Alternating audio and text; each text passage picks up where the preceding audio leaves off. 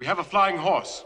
By Zeus's thundering goose. It's a mythic epic of a young man on a quest to do some cool things to rescue a princess from the Kraken. This is not hyperbole, nor is it delusional. There's actual big Kraken energy happening here. So get Kraken. It's Clash of the Titans.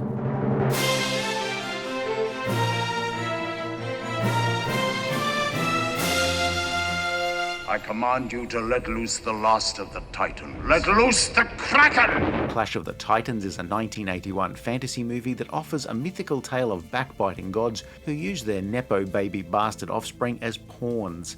It's also the last movie to feature stop-motion animation effects from visual effects legend Ray Harryhausen. But Zeus transformed himself into a glittering shower of gold and visited her. Clash of the Titans is a story that's based somewhat, but not 100%, on the legend of Perseus. In this film, Zeus had appeared to Danae as a shower of gold and ended up fathering a child, Perseus. I hadn't heard it quite referred to in that way before, but I'm not here to kink shame. Once he even tried to ravish me, disguised as a cuttlefish. Clash of the Titans happens in two realms simultaneously. There's what's happening in the mortal world, where we follow the adventures of the grown Perseus, and then there's the office politics taking place where Zeus watches over his golden shower spawn, while fellow god Thetis' earthly son Calibos has turned out to be a bit of a monster, and so Zeus turns him into an actual monster. So much of this movie is as a result of Zeus and Thetis using their earthly kids as proxies in a colossal pissing contest. Sometimes a shower of gold. Meanwhile, the other gods and goddesses can do little but stand back quietly and hope that these two can sort out their beef so that they can get on with the toga party. On Earth, Perseus suddenly finds himself a long way from home. This is the amphitheater of Joppa, where he meets the poet Ammon, and the young man soon heads towards the city. It transpires that the eligible princess Andromeda is on the market again after she broke off her engagement to Calibos, yes, of course, since his transmogrification into a beastly monster. Andromeda has suitors lining up around the block, but to win her hand, they must solve a riddle that is unique to each suitor. If they get it wrong, well, if you're going to use your lifeline and phone a friend, make sure it's one who's got a handy fire extinguisher. Calibos cheats and tries to get the riddle solution by kidnapping Andromeda's spirit while she slept. Perseus and Calibos meet in battle, where Perseus prevails, and Calibos finds himself unable to play the piano accordion, which might really suck for Calibos, but in truth was a bit of a relief to his upstairs neighbour. Perseus solves the riddle and wins the hand of Andromeda. Hang on, that gives me a great idea for a new dating app. It's a cross between Wordle and Tinder. For now I'll call it Turtle. We might need to brainstorm a better name before launch. Let the Kraken destroy Joppa. Calibos whines to his mum Thetis, who then threatens Joppa with destruction for the insult to her family. You will repent your boast, and the cruel injury you have inflicted on my son, Calibos. To save her city, Queen Cassiopeia has to give up her daughter and have her delivered to the Kraken in 30 days, or else no more Mr. Nice Guy. The clock's ticking for Perseus, and so he embarks on a quest to save Andromeda. Perseus is, of course, no ordinary mortal, the bastard son of Zeus, the goddess of the gods of Olympus. So Perseus does have some things going for him. He had found the last of the flying horses, Pegasus, but that will soon be repossessed by Calibos, perhaps because Perseus got behind in his lease payments. Meanwhile, I've seen some really attractive finance deals on flying horses. Now is a really good time to get into a flying horse. Get in now, they are the safest way to travel, statistically, or will be until the invention of the 20mm anti-aircraft cannon. Perseus had been given a magic helmet that makes him invisible, but ironically enough, he's misplaced it. He has, however, managed to hang on to the magical sword and shield given to him by his dad. He's also given a new companion in the shape of the mechanical owl, Bubo. I once had a bubo once, but it was less of a mechanical owl and more of a pus-filled boil. Perseus consults a trio of witches who tell him that the only way to kill the Kraken is with the corrosive blood of the Gorgon, Medusa. The thing is, one look from her and she'll turn you to stone. I mean, I had a second grade teacher just like that. After many battles with the likes of big scorpions and two-headed dogs, and after the death of his party members, Perseus finally faces the Kraken, just as it's about to devour Andromeda. The Kraken is defeated, and Perseus and Andromeda can get married and live happily ever after.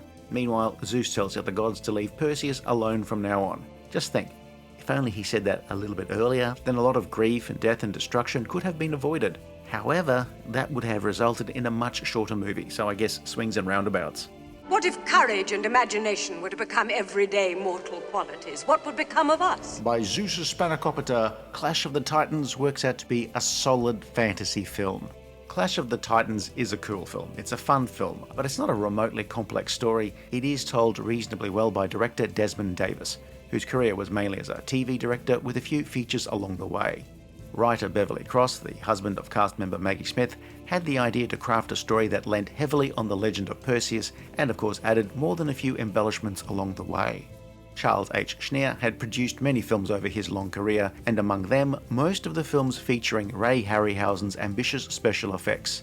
Among them, Earth vs. the Flying Saucers, Jason and the Argonauts 1 million years BC, Valley of the Guanji, and 3 separate Sinbad adventure films. Now that's an enviable catalogue of exciting and fun adventure films featuring amazing special effects for the time, and let's be honest, a certain type of acting where a little bit extra animation wouldn't go astray. I have heard of such a man if he still lives.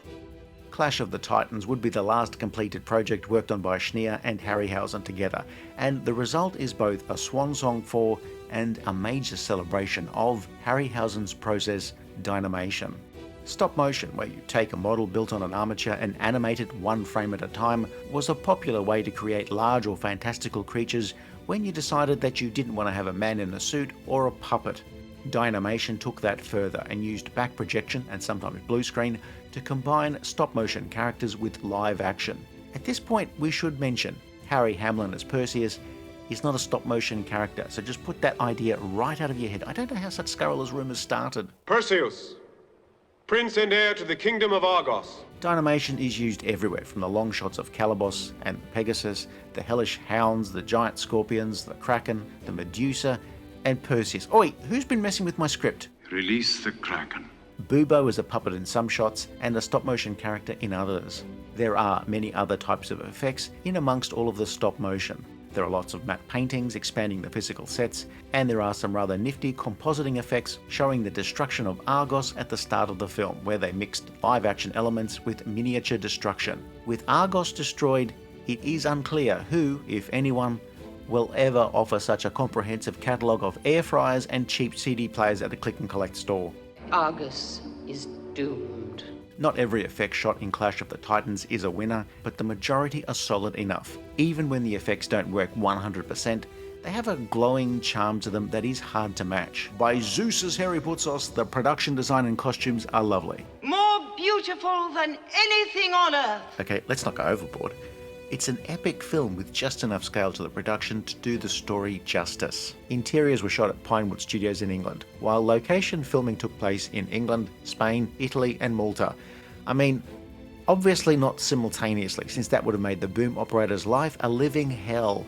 And you will be punished. The casting of the film of course makes it all work. Harry Hamlin is pretty solid as Perseus. He's not a musclehead, but can act enough. To Pegasus, 3 days will be no more than 3 hours. And his American accent is theatrical enough that it doesn't seem so out of place in amongst all of the established British actors, who are known for Shakespeare. What happened to me tonight? The gods of Olympus are mysterious, and their motives are erratic. The same is true with Burgess Meredith as Ammon, who unfortunately doesn't get enough screen time, especially in the second half of the movie. Maybe he had to nip off early to train somebody else. He may change his mind. Ammon tells stories which give us context as to what is what, who is who, and more importantly in moving the story forward, where to go next. He's a narrative GPS. But she was seduced by Poseidon. They made love in the temple of Aphrodite. Judi Bowker as Andromeda was to spend most of the time looking either lovely or in distress. Sometimes datress, but mostly distress. Inform the Queen we are riding as escort to Prince Perseus. Sian Phillips was her mother, Cassiopeia. Tim Piggot-Smith was Perseus's doomed friend Thallo. And then we head up to the gods, where most of the actors were on set for the absolute bare minimum, so that the film could maximise its use of Laurence Olivier, who was only on set for a limited time. There's also Maggie Smith, Clair Bloom, and Ursula Andress. They are meant to be gods, so the fact that they stand still most of the time is not 100% off-putting. The acting here is somewhat better than the often wooden acting that you would see in a fair few Harryhausen effects movies. Clash of the Titans is probably the film with the most consistently solid acting of his catalogue. I mean, you weren't going to see this film for the cast, but nobody here really embarrasses themselves all that much. There's the wooden and stiff acting in a historical epic, and then there's Sir Laurence Olivier, dashing out his lines in less time than it takes me to make and eat a grilled cheese sandwich, and he is still just out acting everybody else. I mean, I like my toasted cheese sandwich to be cooked well, but Larry was done before I'd even gotten close to burning the roof of my mouth. By Zeus's leathery caboose, get me to the burn unit ASAP. There is sufficient cowardice, sloth, and mendacity down there on Earth to last forever. It is a film where the effects are the real stars, and so there are lengthy, wordless effect sequences of destruction or combat with stop-motion monsters. They are fairly visceral and a little gory for a PG-rated movie from 1981.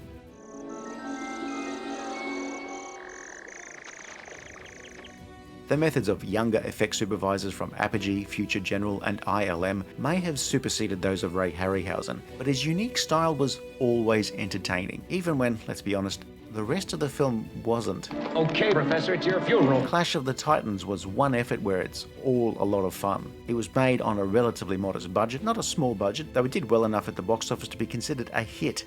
Harryhausen and Schneer had plans for a sequel, but that was not to be. However, Clash of the Titans was one of those films that people would enjoy again and again over the years. Not a majorly influential film, but enough people remembered it for references to be peppered through other media for years. A remake was made in 2010, which was a film that was big and loud, and despite poor reviews at the time of its release, was actually very successful and spawned a 2012 sequel, Wrath of the Titans. She must be delivered to the Kraken at the setting of the sun. I'd seen the 1981 version of Clash of the Titans when it came out, but hadn't really watched it much since, mainly because fantasy is just a genre that I only dip into from time to time, rather than remain immersed in 24/7. But watching it now, it is enjoyable enough and works almost as a greatest hits compilation of the Ray Harryhausen filmography. Giant monsters, smaller monsters, mythical monsters, clockwork monsters, Harry Hamlin. Oh, come on! I thought we were past all of that. Clearly, somebody has either not watched enough LA Law or has watched altogether too much LA Law. Watching Clash of the Titans again for this review, it just reminded me that I once attended a retrospective on Ray Harryhausen's career where the man himself spoke at length about his work. The man was a magician, and by Zeus's holiday rental, Clash of the Titans was an appropriate capper to a career full of magic. If you enjoyed this review, please like and subscribe, leave a comment below, or check out some of our other videos.